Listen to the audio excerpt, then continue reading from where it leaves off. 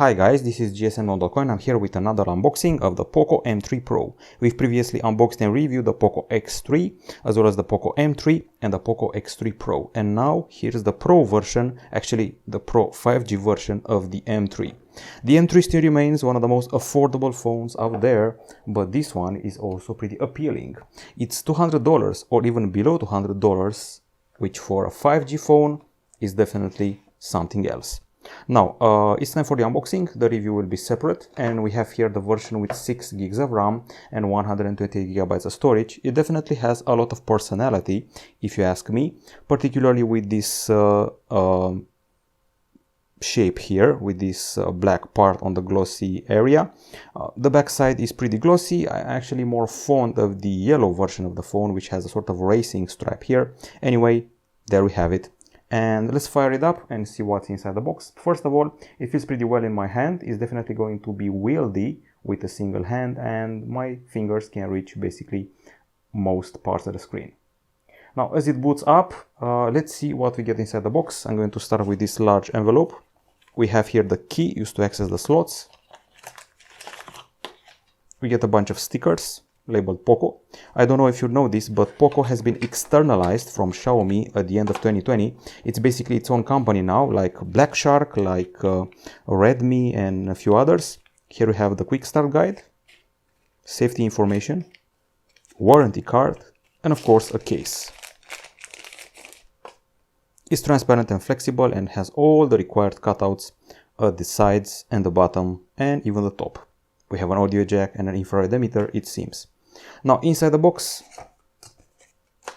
we're getting the usual USB-C to USB-A cable, which hooks up to the charger, which has an USB-A connector, and it promises to deliver current up to, let's see, 22.5 watts.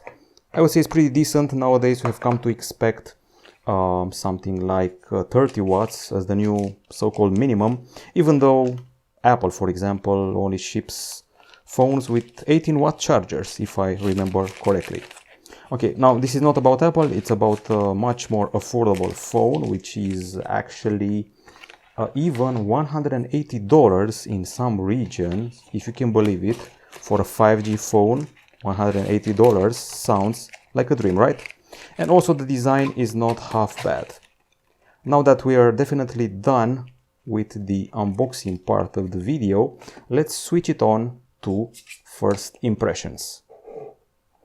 Okay, so here we go. I'm definitely loving the backside, although it draws a huge amount of lint, fingerprints and grease around the camera area. You always find small specks of dust, cat hair and what have you.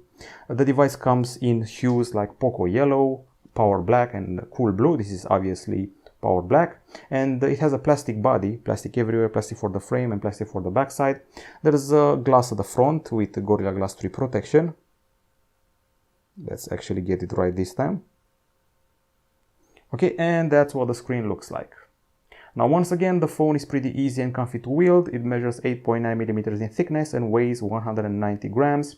And what you can see here at the front side is an IPS LCD screen, which is, I would say, quite bright. It has a 6.5-inch diagonal, Full HD Plus resolution, and believe it or not, there's a 90 Hz refresh rate in spite of the lower price.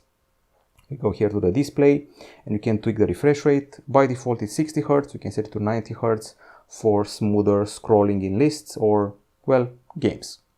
Now, if you go inside the phone, we should find a familiar processor. It's actually not identified properly here, but rather here. Let's see. Is the MediaTek Dimensity 700 5G, 7nm octa-core. You've probably seen it before on the recently unveiled Galaxy A22 5G and the Realme 8 5G, which we actually reviewed. The phone is available with 6 or 4 gigs of RAM. We have the version with 6, and it comes with 64 or double the amount of storage. We have the double the amount. UFS 2.2 and microSD is also here in the package. The battery is, of course, I would have guessed it blindfolded, 5000 mAh with 18 watts charging, so it's about 4 watts going to waste because this is a 22-watt charger in the box. Now, the usual look around the phone, I have to mention that we have a screen protection already applied. You can see here the way it fits around the camera area, not exactly symmetrical. So screen protection applied, microphone, USB-C 2.0 port, speaker here, and it's a singular speaker.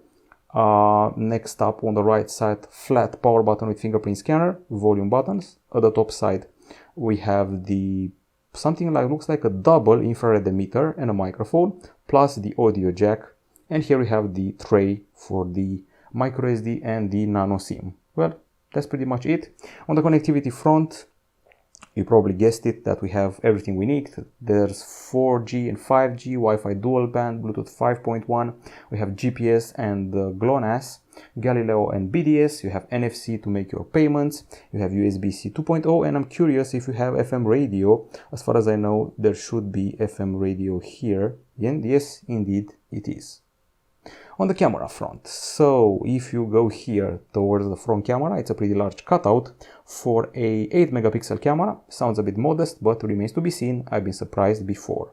At the back side, there's a triple camera array, a rather small module with a promise of 48 megapixel AI vision and a pretty generous flash with an extra mechanism here. I'm guessing it's something that helps with the focus. So 48 megapixel f1.8 phase detection autofocus, and these two tiny cameras, each 2 megapixel in resolution, macro and bokeh. The camera only films in full HD, supposedly in 30 frames per second, but let's actually check it out. I will be surprised to see that we actually can film in, nope, just 1080p and HD in 30 frames per second. We have a macro mode here, so you can shoot macro video. This is the photo section with AI. We have a portrait section. We have short video, time-lapse, 48 megapixel, slow-mo, night mode, panorama, and a few other modes which haven't made the cut, including a useful Pro mode. Video and Pro put separately here. We have everything required and even a Pro video mode, believe it or not, at this price tag. Obviously, the OS of choice is Android 11 with a strong shade of MIUI 12 applied on top of it. You can see it here, stable. I'm curious to see when it will get MIUI 12.5, but that's another story for another day.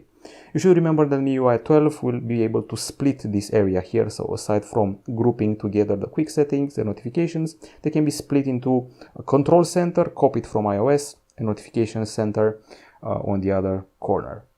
Now I'm going to say it again, it's one of the cheapest 5G phones out there, with a good looking backside, quite easy to handle, and I've tested the processor before and had good results with it, so you may even find yourself doing some gaming. Now let's see what the battery can do, how bright the screen is under the full summer sun, and of course how fast the connectivity is. In the meantime, be advised, use the case and try to clean this up as much as you can. It draws quite a few prints and lint.